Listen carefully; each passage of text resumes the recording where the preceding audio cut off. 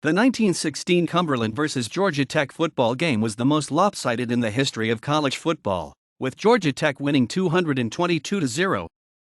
The game was played on October 7, 1916, between the Georgia Tech Yellow Jackets and Cumberland College Bulldogs at Grant Field, now part of Bobby Dodd Stadium, in Atlanta. With Cumberland opting to punt on multiple possessions, the infamous score can be partially attributed to 97% of the game's plays occurring in Cumberland territory, with 64 of those plays occurring in Cumberland's own red zone. Cumberland College, a Presbyterian school in Lebanon, Tennessee, had discontinued its football program before the season but was not allowed to cancel its game against the Yellow Jackets. The fact that Cumberland's baseball team had crushed Georgia Tech earlier that year 22-0, amidst allegations that Cumberland used professionals as ringers, probably accounted for Georgia Tech coach John Heisman's running up the score on the Bulldogs, as Heisman was also Georgia Tech's baseball coach.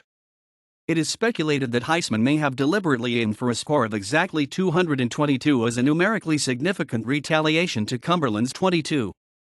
He insisted on the school's scheduling agreement, which required Cumberland to pay $3,000, equivalent to $69,000 in 2018, to Tech if its football team failed to show.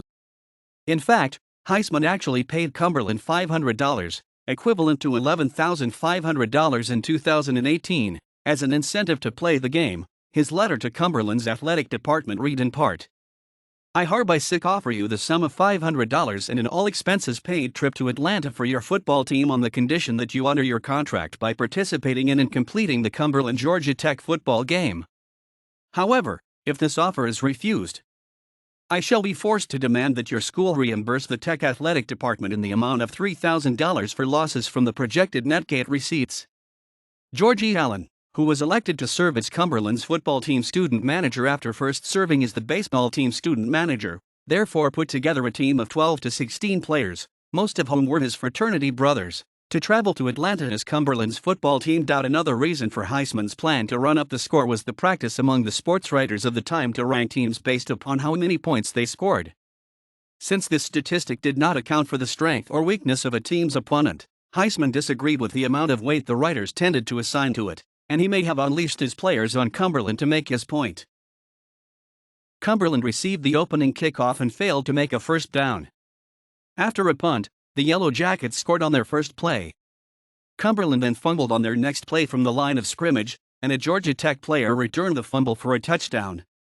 The Bulldogs fumbled again on their next play, and it took Georgia Tech 2 rushes to score its third touchdown. Cumberland lost 9 yards on its next possession, and Georgia Tech scored a fourth touchdown on another 2-play drive. Georgia Tech led 63-0 after the first quarter and 126-0 at halftime. Georgia Tech added 54 more points in the third quarter and 42 in the final period. Georgia Tech scored a total of 32 touchdowns, and Georgia Tech's left end James Priest kicked 18 extra points. Cumberland's only effective defense was an extra point blocked with a sort of human pyramid. Despite scoring 32 touchdowns, the Yellow Jackets did not complete or attempt a forward pass. All their yardage came on rushes, returns, or defensive plays. Several myths have developed around the game. Some have written that Cumberland did not have a single play that gained yards. In fact, its longest play was a 10-yard pass, on 4th and 22 or 3rd and 18. One page on Cumberland's website says Georgia Tech scored on every offensive play, but the play-by-play account of the game refutes this and suggests a more likely scenario, that Georgia Tech scored on every one of its sets of downs. Thus, neither team made a first down that was not also a touchdown, as Cumberland made no first downs in the entire game. Cumberland purportedly committed 15 turnovers, 9 fumbles and 6 interceptions during the game. Sports writer Grantland Rice wrote, "Cumberland's greatest individual play of the game occurred when fullback Allen circled right in for a 6-yard loss."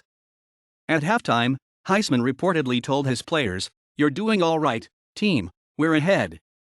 But you just can't tell what those Cumberland players have up their sleeves. They may spring a surprise. Be alert, men. Hit 'em clean, but hit 'em hard." However, even Heisman relented, and shortened the third and fourth quarters from 15 minutes to 12. These statistics are based on the sources listed below and may be incomplete. Since World War II, only a handful of schools have topped 100 points in a college football game.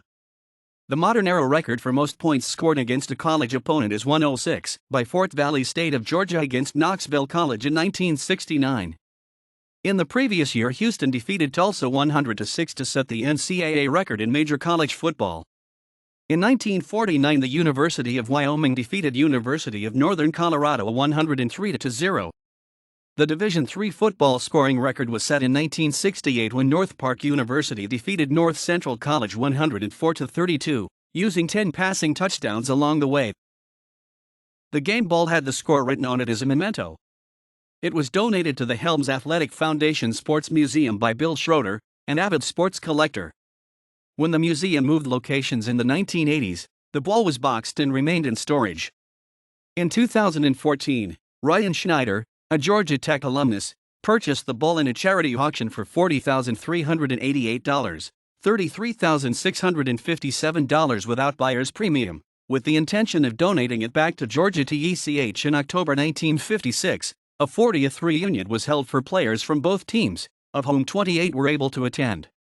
While reminiscing, one of the Cumberland players pointed out one play that saved Cumberland from an even worse defeat. Had Cumberland punted as normal instead of running a sneak, the score would probably have been 229-0.